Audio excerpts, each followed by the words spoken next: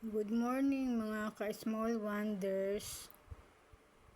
Narito po ngayon ang collection ko ng bags and shoes. At makikita niyo po ang picture ng aking parents, my mother and father who are now gone together with the Lord now. And picture po ng aking mga kapatid. We are all 5. Pong panganay, ayan si Lota, Rochi, pareho na po silang wala. Kinuha rin sila ng Lord. Ganun din ang aking mother and father. Natira na lang po ako.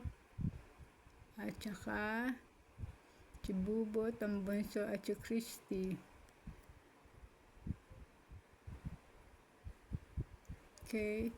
Kami po ng nanay ko at mga kapatid ko, dahil puro girls kami, lahat po kami talaga ay mahilig sa mga bags, sa mga shoes, at lahat po ng pang girls. And yan po ang aking cabinet ngayon for small wonders. At ito po pakita ko yung sample ng aking collection ng mini tiny heels. Ito po siya. Yan. Pasok natin.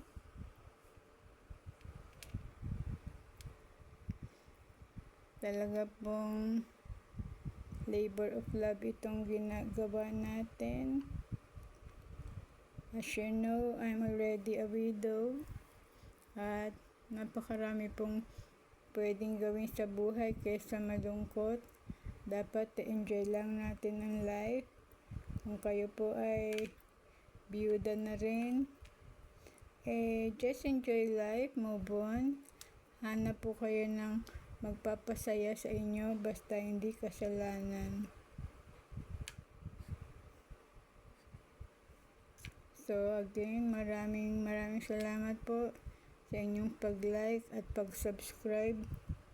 Support nyo na lang po ako para ako ay lalong maging inspired sa aking ginagawang ito, na alam ko po na masaya din kayo.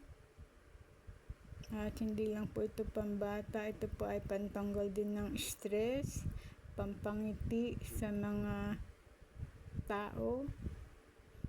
At hindi po tayo nagbabalik bata, kundi tayo ay nag-enjoy lang. Kaya salamat po sa Lord again sa kanya pong wisdom sa pagbibigay sa akin ng content na small wonders. Hanggang sa susunod po na upload. Thank you very much.